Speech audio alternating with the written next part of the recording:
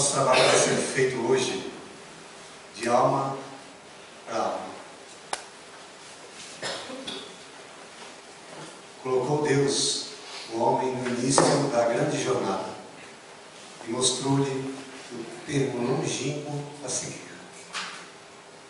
Dois caminhos havia que levavam à meta final, a reta e a curva.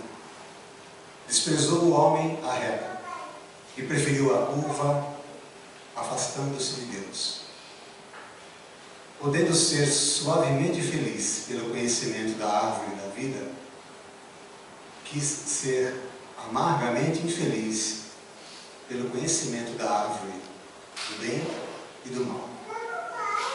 Conhecedor da face luminosa da vida, quis conhecer-lhe o tenebroso reverso, para amar tanto mais a luz, depois de conhecer as trevas. Mas tão grande é o poder de Deus, que pôde dar ao homem plena liberdade para abrir ao máximo a grande parábola dos seus desvarios, na certeza de que acabaria por fechá-la um dia pela compreensão. Pode a divina potência fazer com que o homem queira livremente o que nem a força queria. Todas as águas partem do mar e todas as águas voltam ao mar. Quem julgaria possível que as águas que, em estado vaporoso, sobem do seio do mar, tangidas por todos os setores do universo, voltassem um dia à sua origem?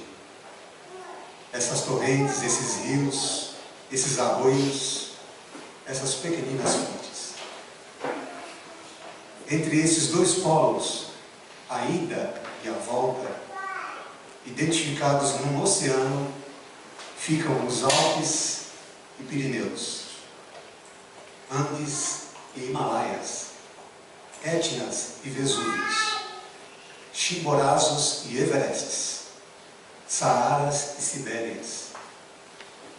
Ficam esses milhares de quilômetros que vão das nascentes aos estuários do Amazonas, do Nilo, do Mississippi, do Reno, do Danúbio, do Ganges, do São Francisco, do La Plata, de todos os gigantes e pigmeus do elemento líquido. Quem fixar os olhos nessas distâncias enormes, nesses obstáculos, dificilmente crerá numa só água e num só oceano.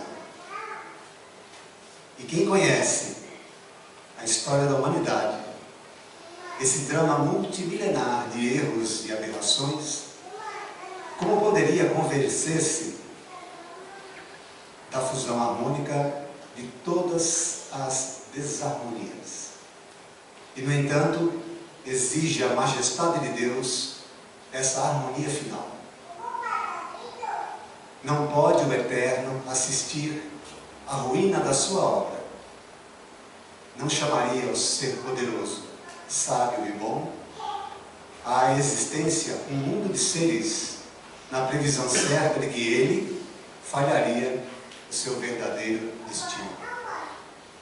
Quando a humanidade tiver percorrido toda essa vasta trajetória dos seus desvarios, todos os espaços noturnos do erro, do pecado, da rebeldia, do orgulho, da luxúria, da iniquidade sob todos os aspectos, então entrará em si e dirá, entre aspas, voltarei à casa de meu Pai.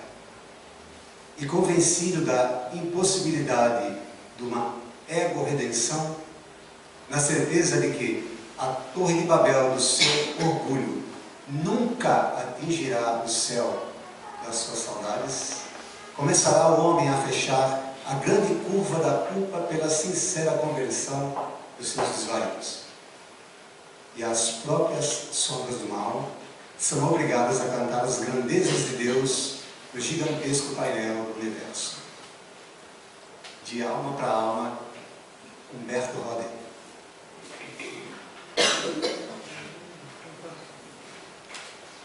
Nós começamos com esse texto para climatizar o trabalho que a gente pretende fazer de alma para alma.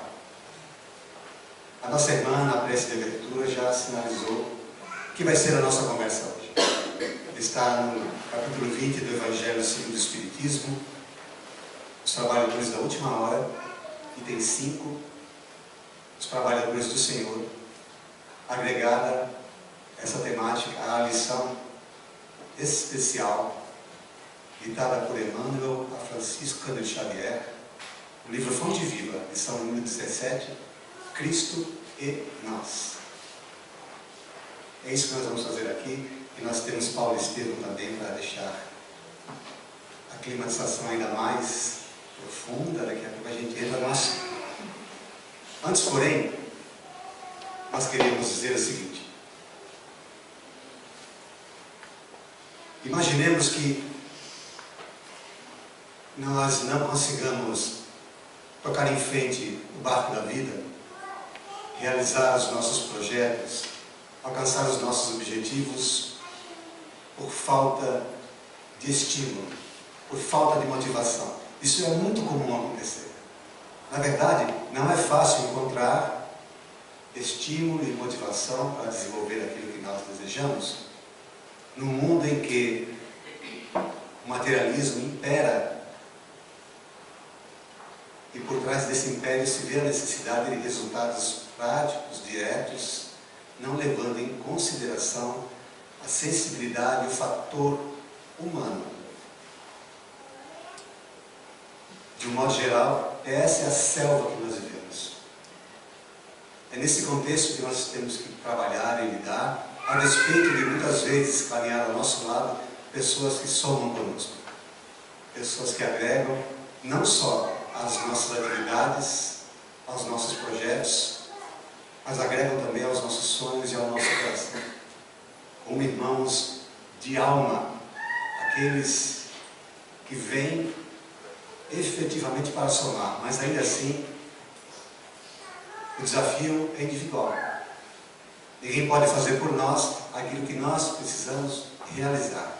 Então imaginemos, ainda na esfera das conjecturas, que você esteja engajado num trabalho, numa atividade, mas não tenha percebido ainda o valor desse trabalho, dessa atividade. E aí vem alguém para você e fala: meu irmão, essa atividade é de grande valia por causa disso, disso e disso. O seu trabalho, o seu papel é muito importante, porque o resultado do seu trabalho vai oferecer esses estímulos, vai favorecer determinadas áreas do conhecimento humano, enfim, vai ser um trabalho muito rico e proveitoso, e ao ouvir isso nós encontramos a motivação que precisamos para fazer aquilo que muitas vezes o coração pede, e por falta desse estímulo a gente não consegue fazer, não consegue realizar.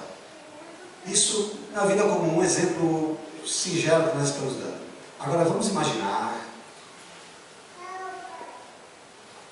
que nós venhamos a receber um convite diferente, mas ainda dentro da mesma linha de reflexão.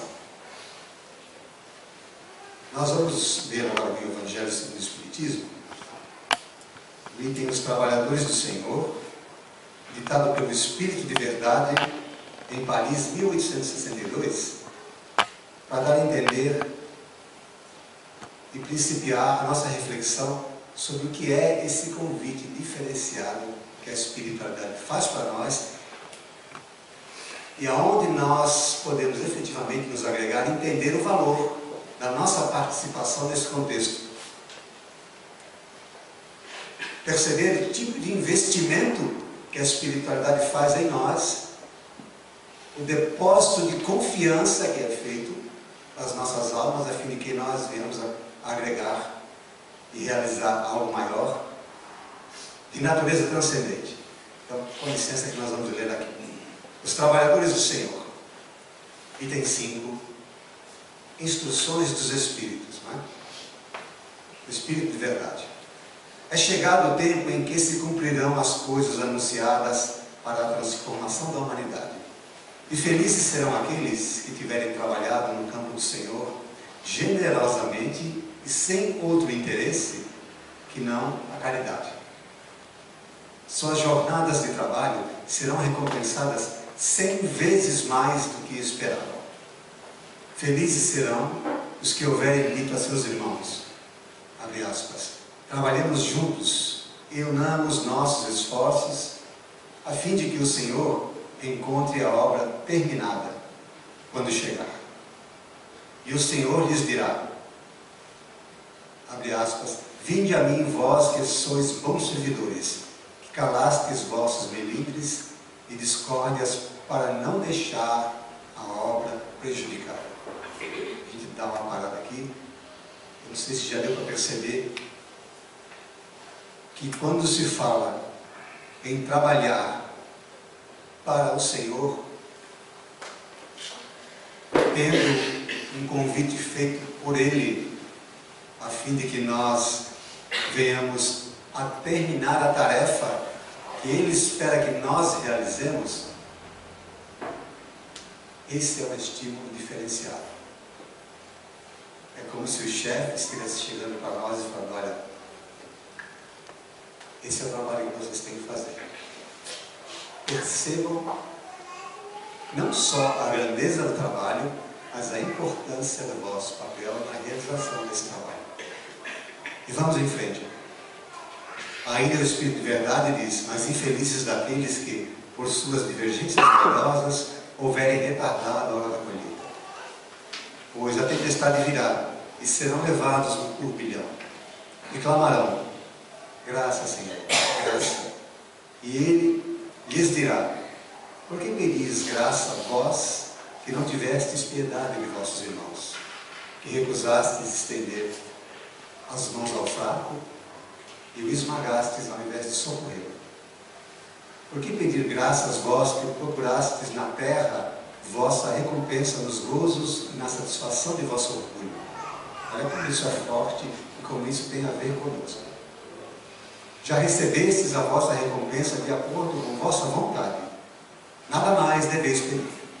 As recompensas celestes são para aqueles que não tenham recebido as recompensas na terra. Fecha aspas. Isso é Jesus. Vamos nomear aqui o chefe. Aliás, Jesus falou para nós. E finaliza o Espírito de Verdade. Deus faz neste momento a enumeração de seus servidores fiéis e marcou a dedo, entre aspas, aqueles que do devotamento só têm a aparência, a fim de que não se apoderem do salário dos servidores corajosos. A estes que não recuarem perante a tarefa, é que Ele, em maiúsculo, vai confiar os postos mais difíceis na grande obra da regeneração, que se dará pelo Espiritismo. E estas palavras se cumprirão. Os primeiros serão os últimos, e os últimos serão os primeiros no reino dos céus. E acaba aqui essa instrução dos Espíritos. Agora vamos voltar só um pouquinho. Vejam aqui, ó. A estes que Deus enumera especialmente a dedo, serão confiados, Ele vai confiar os postos mais difíceis na grande obra da regeneração. O exemplo que nós vemos no início é a realização de um trabalho aqui na Terra, que envolva um sonho, uma realização pessoal, seja numa área de estudo, seja no desenvolvimento de um projeto, enfim, algo que faz parte da nossa experiência, dos nossos desejos e dos nossos sonhos. Aqui, eu não sei se está dando para perceber, o nível é a diferença do contexto. Ele vai confiar os postos mais difíceis da grande obra da regeneração. A regeneração do planeta. É um pouco diferente do que nós estamos imaginando que seja essa conversa, a princípio, fazendo uma leitura a grosso modo, como muitas vezes a gente faz. Nosso propósito hoje é ter um olhar um pouco mais profundo dentro desse contexto de alma para alma. Perdão. Então, está dando para acompanhar, gente? A gente está querendo estabelecer um nível de importância que a espiritualidade estabelece para nós. Mas nós escolhemos, na verdade, a lição foi escolhida para nós falarmos aqui sobre esse assunto, porque Emmanuel vai dar a sua opinião a respeito disso que nós estamos falando aqui. O valor e a importância do papel do ser humano, do espírito humano na Terra para realizar essa tarefa. Veja, como foi anunciado, a lição 17, Cristo e nós. O versículo é o seguinte: e disse-lhe o Senhor em visão, Ananias. E ele respondeu, 2 pontos, eis-me aqui, Senhor. Atos dos Apóstolos, capítulo 9, versículo 10. E comenta o benfeitor: os homens esperam por Jesus, e Jesus espera igualmente pelos homens. Vamos repetir: os homens esperam por Jesus, e Jesus espera igualmente pelos homens. É daqui para lá e de lá para cá. Ninguém acredite que o mundo se redima sem almas redimidas. É muito lindo, a gente podia parar aqui, não precisa ler mais. Ninguém acredite que o mundo se redima sem almas redimidas. Nós vamos em frente. O Mestre, para estender a sublimidade do seu programa salvador, pede braços humanos que o realizem e intensifiquem. Começou o apostolado buscando o concurso de Pedro e André, formando em seguida uma assembleia de 12 companheiros para atacar o serviço de regeneração planetária. Olha o assunto outra vez aqui. Outra vez se falando da regeneração planetária, da mesma forma que o Espírito de Verdade diz que Deus está elegendo a dedo aqueles que vão trabalhar, os trabalhadores do Senhor, na regeneração planetária. Emmanuel está repetindo a conversa. E continua o codificador. E desde o primeiro dia da Boa Nova, convida, insiste e apela junto das almas para que se convertam em instrumentos de sua divina vontade, dando-nos a perceber que a redenção procede do alto, mas não se concretizará entre as criaturas sem a colaboração ativa dos corações de boa vontade. Ainda mesmo quando surge pessoalmente buscando alguém para a sua lavoura de luz, qual acontece na conversão de Paulo, o Mestre não dispensa a cooperação dos servidores encarnados. Depois de visitar o doutor de Tarso, diretamente procura Ananias enviando-o a socorrer o novo discípulo.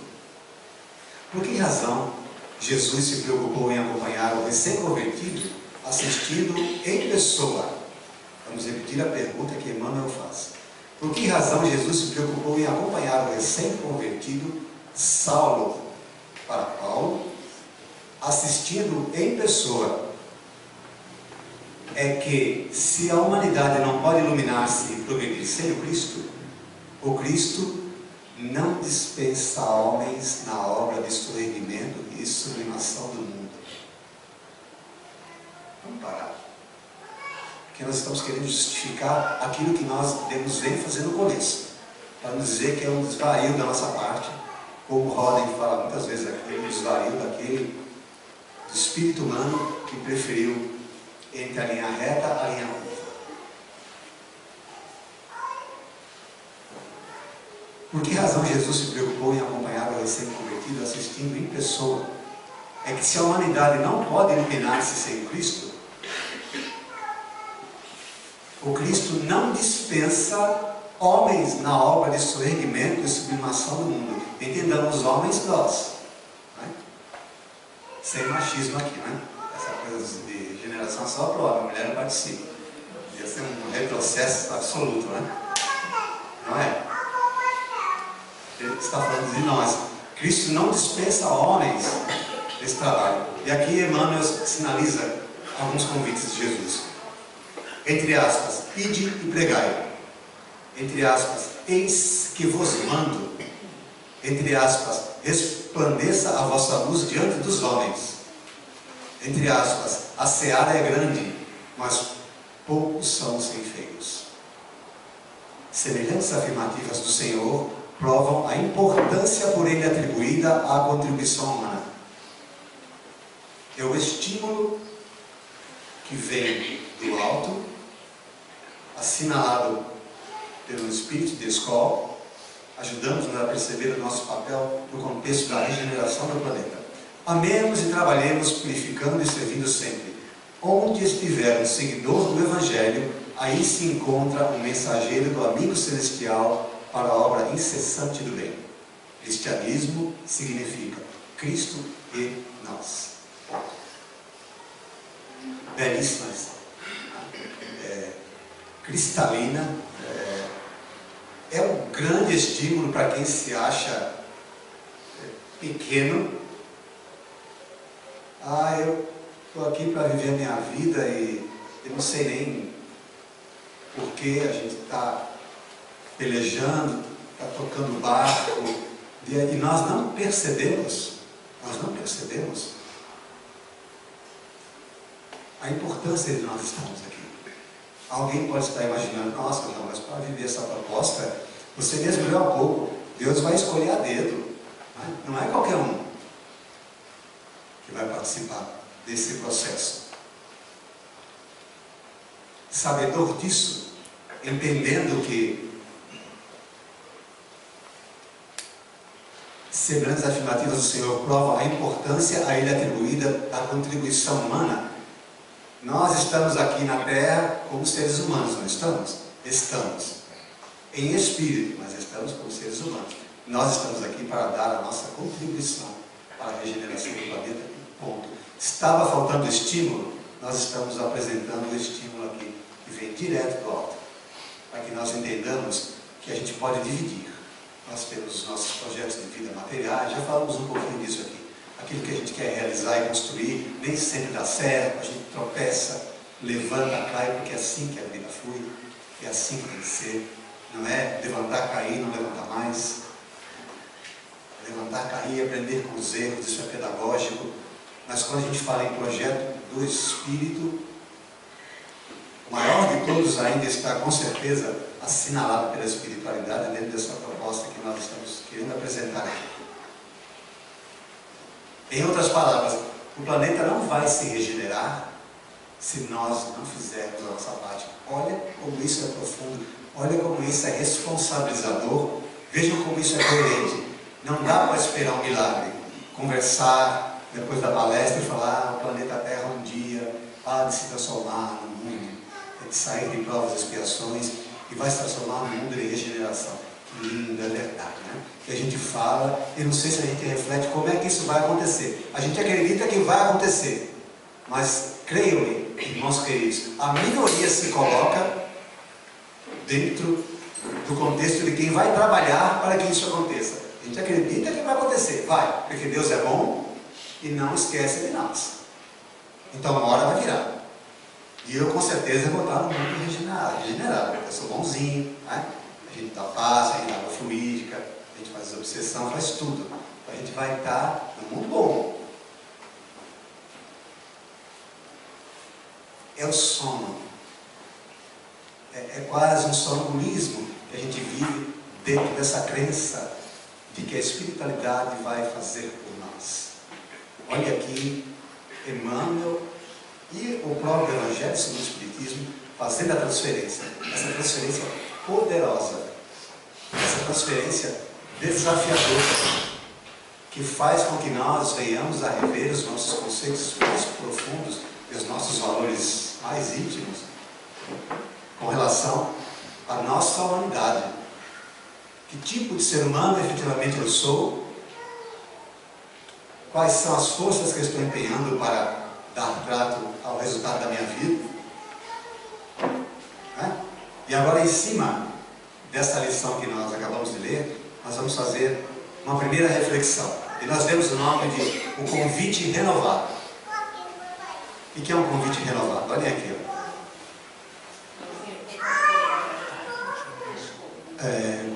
Do livro Fonte Viva? É a lição 17. Lição 17 do livro Fonte Viva. Cristo e nós. Não é nada. Então vejam aqui, o convite renovado. A gente vai na lição 17 e lê aqui, ó. E desde o primeiro dia da Boa Nova, convida, insiste e apela junto das almas para que se convertam em instrumentos de sua divina vontade. Desde o primeiro dia da Boa Nova. Que este amigo saiba, faz tempo. Não sei se você sabe, faz um tempinho já que a Boa Nova se instalou, né? Não quer dizer que ela esteja sendo vivenciada, mas que ela foi lançada, ela foi faz um tempinho já. Desde o primeiro dia. E a gente pode perguntar, João, aparentemente, isso é um pouco superficial, né? Como é que é esse convite que Jesus faz? Eu fiz essa pergunta para mim mesmo e eu já arrumei a resposta. Digamos que ela sirva para mim, eu peço licença para dar um exemplo pessoal. Esse convite feito ao meu espírito, por exemplo, ele acontece todas as vezes que eu pego este livro de manhã e abro, como faço habitualmente, para ler uma lição.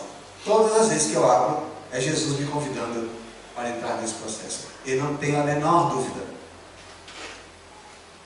Não precisa ser Fonte Viva, pode ser um outro livro, pode ser o Evangelho, pode ser um livro que tenha um caráter moral, efetivamente direcionado para a alma.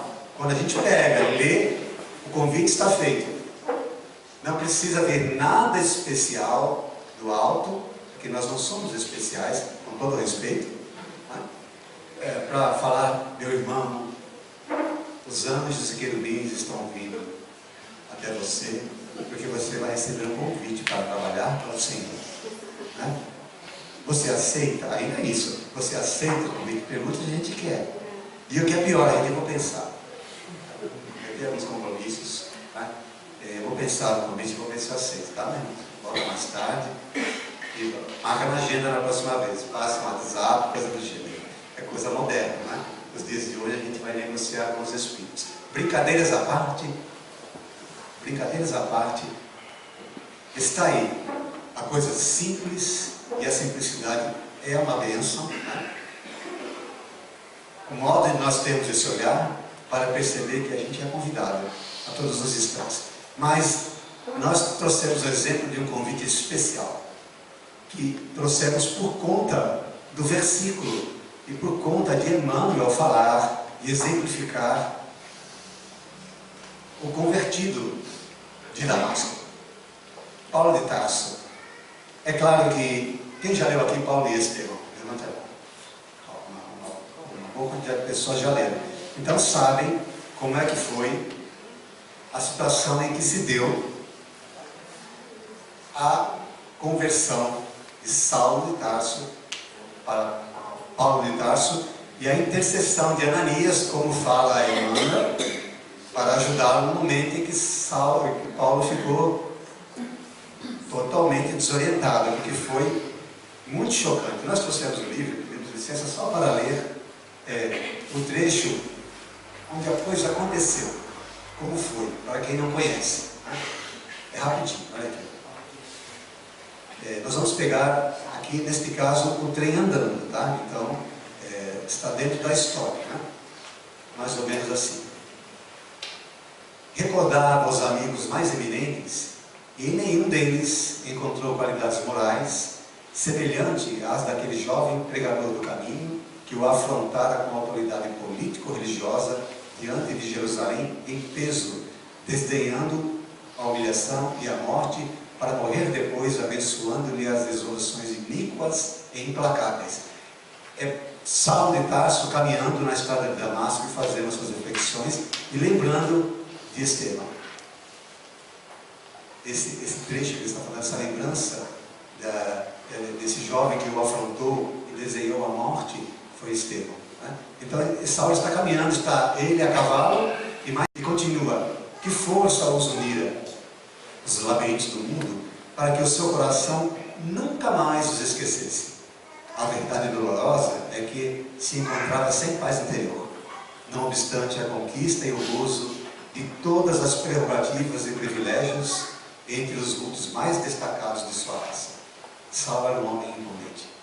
Saulo era um homem destacado. Era um homem especial. enfileirava no pensamento as jovens que havia conhecido no transcurso de sua vida, as afeiçoadas da infância, e em nenhuma podia encontrar as mesmas características de Abigail, que lhe adivinhava os mais recônditos desejos. Abigail, a sua grande paixão, né? Ele lembrava dela. Atormentado pelas indagações profundas que lhe assoberbavam a mente, parecia o despertar de um grande pesadelo. Devia ser meio-dia. Muito distante ainda, a paisagem de Damasco apresentava os seus contornos. Pomares espessos, cúpulas cinzentas que se esboçavam ao longe, e bem montado, evidenciando o aprumo de um homem habituado aos prazeres do esporte, Saulo ia à frente em atitude dominadora. Imaginem um homem desse porte, né? Um homem efetivamente orgulhoso, um homem que tinha um perfil como está apresentado aqui. Em dado instante, todavia, quando o mal despertara das angustiosas cogitações, sente-se envolvido por luzes diferentes da tonalidade solar. Tem a impressão de que o ar se fende como uma cortina sob pressão invisível e poderosa. Intimamente, considera-se presa de inesperada vertigem. Após o esforço mental persistente e doloroso, ele fez muita reflexão, estava com a cabeça quente, vamos dizer assim, no sol, aí imaginou que fosse uma vertigem aquilo, não é? Por conta daquele, em nossa linguagem comum, por conta daquele estresse que ele estava vivendo. Quer voltar-se, pedir socorro dos companheiros, mas não os vê, apesar da possibilidade de suplicar o auxílio. Jacó, demérito, socorram-me, grita desesperadamente. Mas a confusão dos sentidos lhe tira a noção de equilíbrio e tomba do animal ao desamparo sobre a areia ardente. Ele cai literalmente do cavalo. A visão, no entanto, parece dilatar-se ao infinito. Outra luz lhe banha os olhos deslumbrados, e no caminho que a atmosfera rasgada de desvenda, vê surgir a figura de um homem de majestática beleza, dando-lhe a impressão de que descia do céu ao seu encontro. Imagine. Sua túnica era feita de pontos luminosos, os cabelos tocavam nos ombros, a Nazarena, os olhos magnéticos, emanados de simpatia e de amor, iluminando a fisionomia grave e terna, onde pairava uma divina tristeza. O doutor de Tarso contemplava algum espanto profundo, e foi quando uma inflexão de voz inesquecível, o desconhecido se fez ouvir: Saulo, Saulo, por que me persegues? Jesus perguntando para Saulo. É que depois continua, né, o texto, e nós vemos aqui na frente: enquanto os companheiros cercavam o jovem genuflexo, sem nada ouvirem nem verem, só Saulo estava vendo aquilo. Aquilo era para ele, era o seu momento. Não obstante haverem percebido a princípio uma grande luz no alto, Saulo interrogava em voz trêmula e receosa: quem sois vós, Senhor? O homem orgulhoso, imponente, inflexível nos seus valores, genuflexo, pergunta sem saber: quem sois vós, Senhor? Aureolado de uma luz balsâmica e de inconcebível doçura, o Senhor respondeu: eu sou Jesus. E aqui nós destacamos: aureolado de uma luz balsâmica e num tom de inconcebível doçura. Dá para imaginar, ou seja, isso não dá, porque é inconcebível. A palavra já diz. Só Jesus de Nazaré era capaz disso. E ele usou dessa instrumentalidade que lhe era própria, porque aquele homem que estava ouvindo precisava. Para que seu coração fosse efetivamente nuarizado e ele conseguisse fazer a sua purificação. Aí continua aqui, mais para frente, Jesus fala a Paulo, a Saulo a princípio ainda não havia nomeado: não recalcitres contra os aguilhões. E Saulo compreendeu, desde o primeiro encontro com Estevão, Forças profundas o compeliam a cada momento e em qualquer parte à meditação de novos ensinamentos. O Cristo chamara por todos os meios e de todos os modos. É o convite que nós estamos falando, e falamos há pouco, que estava sendo feito de modo especial. Em toda essa conversa, aí tem a pergunta que Saulo faz a Jesus. Jesus primeiro pergunta: Saulo, por que me persegues? E depois de uma conversação, aí Saulo faz a sua pergunta, já com certeza motivado nas suas fibras mais profundas, no caminho da modificação redentora. Senhor, que quereis que eu faça? Quem lê o livro sabe o quanto isso é sensível, o quanto isso é profundo. Levanta-te, Saulo, entra na cidade e lá te será dito o que te convém fazer. E assim vai. Né? E quem não conhece a história, leia e se prepare, porque é de uma beleza inigualável. Né? Sou suspeito para falar, eu tenho uma verdadeira paixão por essa obra. É a obra que Chico Xavier psicografou na companhia de um sapinho. Essa obra aqui, para quem não sabe, ela foi toda psicografada. Todas as vezes que o Chico se sentava para psicografar, vinha um sapinho e ficava ao lado dele. Quando ele acabava de psicografar, o sapinho ia embora. Aí ele começava a psicografar, o sapinho ia e ficava. Quando ele acabou de psicografar o livro, o sapinho nunca mais veio. Essa obra aqui foi psicografada pelo Chico. A gente não sabe o porquê, mas são os caprichos da espiritualidade para quem merece.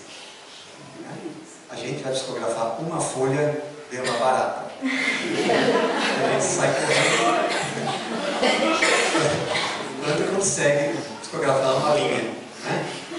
Suando, né? Ou uma aranha, um bicho está saindo.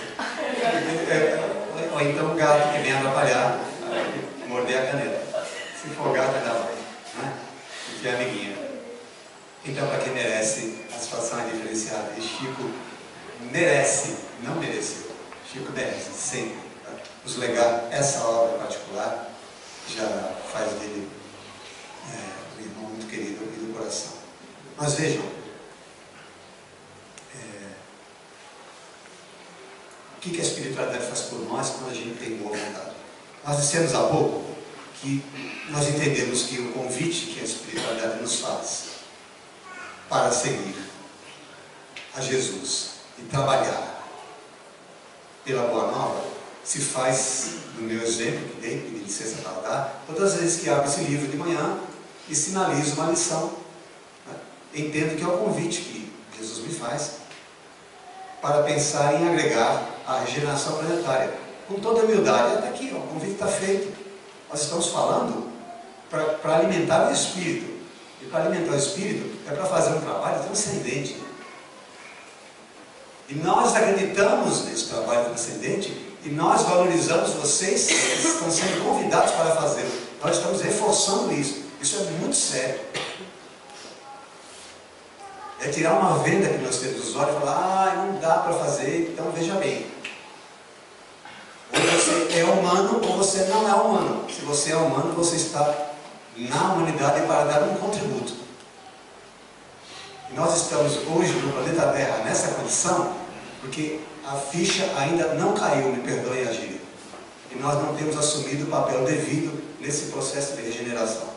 É por isso que nós estamos aqui. Mas uma hora a ficha tem que cair. E aí a gente vai assumir esse papel. Mas nós estávamos dizendo que a espiritualidade faz por nós, porque hoje de manhã, habitualmente, abri esse livro e li a minha lição e fiz as anotações. E eu não pude acreditar nem entender o que aconteceu. Eu vou ler para vocês, depois de ter lido essa história da conversão de Saulo a Paulo. E vejam só a lição que caiu. É a lição número 74 do livro Fonte Viva, que se intitula Quando há Luz. O versículo é: o amor do Cristo nos constrange.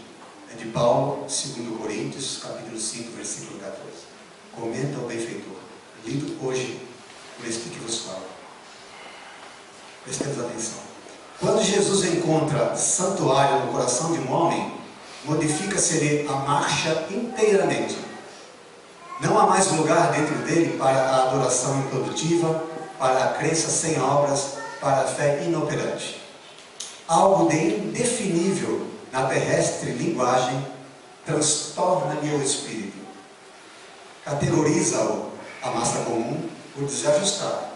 Entretanto, o aprendiz do Evangelho, chegando a essa condição, sabe que o trabalhador divino, como que ele ocupa as profundezas do ser. Renova-se-lhe toda a conceituação da existência. O que ontem era prazer, hoje é ídolo quebrado. O que representava meta a atingir, é roteiro errado que ele deixa ao abandono. Atenção! Torna-se criatura fácil de contentar, mas muito difícil de agradar. A voz do Mestre, persuasiva e doce, exorta-o a servir sem descanso. Converte-se-lhe a alma num estuário maravilhoso, onde os padecimentos vão ter buscando arrimo, e por isso sofre a constante pressão das dores alheias, a empatia. A própria vida física afigura-se-lhe um madeiro em que o Mestre se aflige. É-lhe o corpo a cruz viva em que o Senhor se agita crucificado.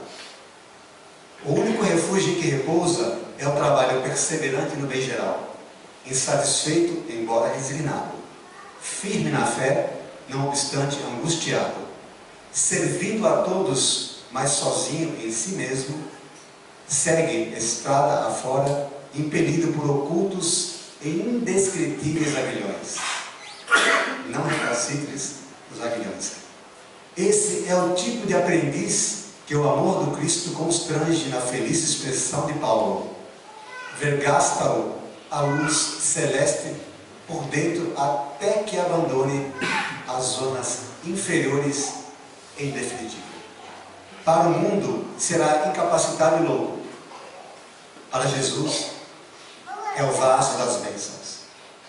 A flor é uma linda promessa onde se encontre. O fruto maduro, porém, é alimento para hoje.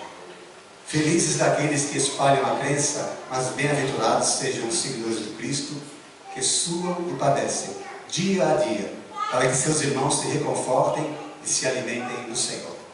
Ponto. É, não é? A cara do Saulo convertido. Isso aqui. A lição, ela se encaixa, não sei se alguém está dormindo e não percebeu, a gente compreende, né? Mas a lição se encaixa perfeitamente em todos os detalhes, mostrando essa construção, quando a luz, o amor do Cristo nos constrange. Saulo, impactado por aquela luz divinal, foi constrangido no mais profundo do seu ser, e olha que Saulo era perseguidor do Cristo. Perseguidor devoto, de alma, não é perseguidor qualquer, perseguidor de coração, né? Do Cristo. E vejam só, por isso que nós falamos, as situações acontecem para quem precisa, nas condições que devem se estabelecer para o Espírito modificar. Então aqui essa lição, depois leiam, lição 74, quando a luz, o amor do Cristo nos constrange, a gente percebe Emmanuel falando com maestria o que o amor do Cristo faz por nós. Ele começa, quando Jesus encontra santuário no coração de um homem, modifica-se a marcha inteiramente. Foi o que aconteceu com Saulo a partir daquele momento, quando ele conseguiu caminhar, mesmo cego, porque para quem não leu a história, ele fica cego, ele vai recuperar-se lá na frente. Ele já tinha um percurso traçado no seu coração, diferente de todo aquele que ele já tinha vivenciado. E sofreu até o fim. Todas as amarguras, todas as afrontas, tudo o que uma pessoa que está aqui, por exemplo, categoriza-o a massa comum por desajustado. Desajustado. Para o mundo será inadaptado e louco. Olha o que o Emmanuel está falando aqui. Aquele que tem o coração constrangido pelo amor de Jesus. Então, se isso vier a acontecer conosco, e a gente fecha com a seguinte reflexão: talvez nós não consigamos ainda ter entendido a importância desse convite, ou ter percebido a importância do nosso papel, porque nós ainda não fizemos o percurso da nossa estrada de Damasco. A gente ainda não fez, simbolicamente. E quando a gente fizer, vai ser dessa forma. Imaginemos, sofrendo esse impacto, mas a situação vai ser diferente. Porque nós, hoje, não somos mais perseguidores do Cristo. Então, se porventura, quando estivermos nós fazendo o nosso caminho e nós formos arrebatados por essa luz, talvez a pergunta do Cristo para nós seja diferente. Joãozinho, com licença, fui eu arrebatado agora. Eu sou arrebatado. Eu estava andando de bicicleta, não estava de cavalo, bicicleta, aí caí no meio do mato, passeando, e fui arrebatado. Joãozinho, por que não me segues? Por que não aceitas o meu convite? E o que a gente vai responder? Hoje, não é há 20 anos, 30 anos, 100 anos atrás, século passado, hoje. Nós estamos dizendo que nós ainda sentimos que não fizemos o percurso da nossa estrada de Damasco. Então hoje, arrebatados, brincadeiras à parte, caminhando, sentindo esse envolvimento, o coração sendo transpassado por uma luz incomparável e inconfundível. Por que você não me segue? Por que você não aceita o meu convite? Nós confiamos em vocês. Está aqui o começo da nossa conversa e toda ela está tentando mostrar isso. Que a espiritualidade confia em nós, não apenas para que nós nos realizemos, mas para que nós realizemos um papel dentro da proposta de regeneração do planeta. E nós iremos responder para Jesus o quê? Estou vivendo um momento agora. Senhor, eu não sei o que eu posso responder mais tarde. Estou um pouco confuso agora, não sei direito por que eu não consegui ainda seguir os seus passos como deve, ou como se deve. Nós já vivemos experiências em vários corpos, em várias localidades desse planeta. Já saboreamos de tudo um pouco para chegarmos aqui, agora, na condição em que nos encontramos. Isso fez de nós o que nós somos. Espíritos ainda com uma necessidade imensa, com uma carência muito grande de amor. A nossa capacidade de amar, ela ainda está limitada, porque nós imaginamos que o amor seja um sentimento que precisa ser construído em nós, mas não é. Perdoe-nos colocar dessa forma, como afirmação. Nós acreditamos que o amor é um estado de alma. E quando se realiza, você realiza para sempre. Não há como amar e depois deixar de amar. Porque senão seria muito redundante. Nós já falamos aqui algumas vezes a posição de Jesus de Nazaré para conosco aqui na terra. No seu legado, nas suas máximas, amai ao próximo como a si mesmo. Jesus dizendo que nos ama, como poderia ele pegar a conjugação do verbo amar e jogar no passado? Então, é um estado de alma que nós ainda não conseguimos realizar. Mas hoje, o convite é trabalhar esse estado de alma para que nós entendamos que seja como trabalhador da última hora, ou seja como trabalhador do Senhor na proposta do Espírito de verdade. Se nós não entendermos e fazermos esse trabalho de valorização do nosso espírito, quando Jesus conclama e pede braços humanos para a realização da tarefa de regeneração do planeta, se nós não nos encontrarmos e nos inserirmos dentro desse contexto, não terá valido a pena mais uma vez passar por aqui. A tarefa vai estar incompleta. E nós vamos deixar esse corpo, deixar essa vida, sentidos porque nós não vimos o planeta se regenerar. Quem sabe um dia a gente volta e pega o planeta regenerado. Alguém já ouviu falar dessa ideia? Já se sentiu? Eu vou desencarnar, obviamente, né? Eu sei disso. E como eu sou espírita, eu sei que as vidas se repõem, se refazem. Nós apenas trocamos de indumentária. Perfeito. Então um dia, quando eu voltar, eu espero, Senhor, já pegar o planeta regenerado. Eu não vou fazer nada para isso. Eu vou pegar o planeta regenerado. A minha parte eu já fiz quando eu estive lá. Qual foi a sua parte? Qual foi o seu legado? Essa é a pergunta.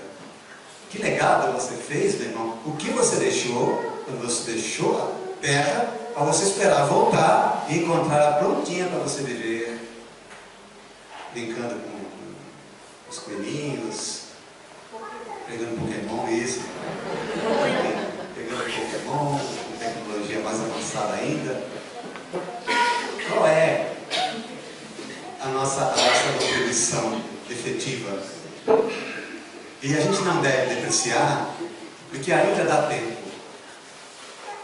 Ainda dá tempo de fazer muita coisa. Quando dá. Porque como fala Emmanuel, e nós estabelecemos a reflexão como um convite renovado, a gente volta aqui na lição 17 e pega aqui. E desde o primeiro dia da Boa Nova, convida, insiste e apela junto das almas para que se convertam em instrumentos da sua divina vontade. Desde o primeiro dia da Boa Nova, a gente repete. Ou coisa ruim de entender, né? O que será que tamanho de bloqueio existe para que a gente não tenha até agora entendido isso?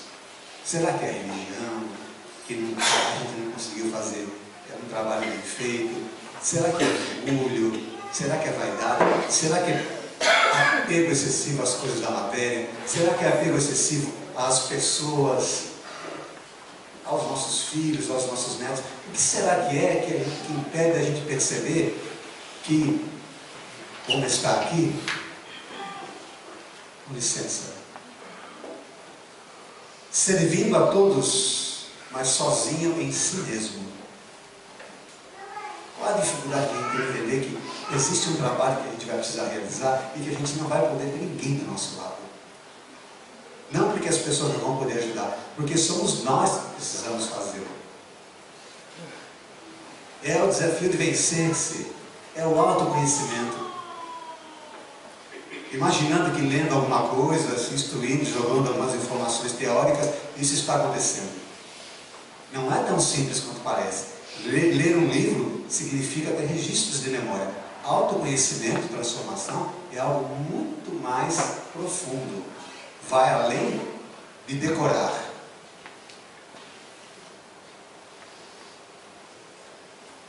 Quando nós deixarmos esse corpo e voltarmos para o mundo espiritual, na construção de um novo corpo, imaginem, todo um corpo sendo construído de conformidade com aquilo que nós podemos fazer e legar na nossa construção perispiritual. Mas o que está na memória é indelével, está registrado ali, a gente vai trazer de volta e vai acoplar apenas um novo cérebro. Está dando para entender, gente? Tudo aquilo que a gente carregou de instrução, de sentimento, os Espíritos mesmo falam, vai estar ali pronto para ser realimentado e nos ajudar a viver o momento de hoje. O momento de hoje, pela grande maioria de nós, com todo respeito, ainda não está sendo vivido na condição daqueles que entendem o seu papel, a regeneração desse planeta. Na verdade, a grande maioria não está preocupada absolutamente com isso. Não está. E aqui não vai crítica, não vai puxão de orelha, absolutamente, de modo algum. É a grande maioria, de 0 a 100, 98%. 2% estão dedicados efetivamente a fazer um bom trabalho. E nós estamos sendo extremamente otimistas. Muito otimistas. Em jogar esse percentual. Mas ainda assim, é em cima desse pequeno percentual que a espiritualidade trabalha e investe. Isso é parceria. Então vamos fazer com que os nossos esforços sejam bem direcionados. Né?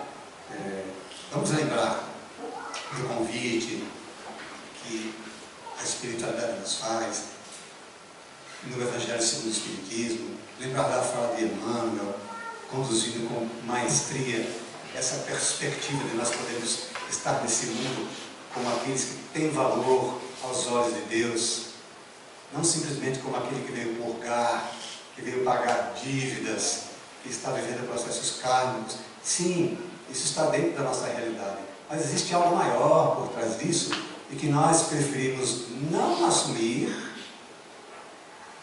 e ficar no morro de enfrentar o karma, que enfrentar a dificuldade, que é pedir ajuda, que é rogar a Deus, do que encarar o papel daquele que é considerado pelo alto uma criatura de valor para a regeneração da sua própria casa. Haverei de voltar à casa de meu pai, depois de ter percorrido todos esses cantos do universo, entendendo que a vida pode dar as voltas que der, mas nós vamos acabar encontrando o ponto certo de equilíbrio para que o nosso ser possa se desprender e fazer uma viagem não necessariamente para fora, mas primeiramente para dentro de nós. Entendendo que o valor da vida está em nós amarmos incondicionalmente. Essa é uma proposta bonita.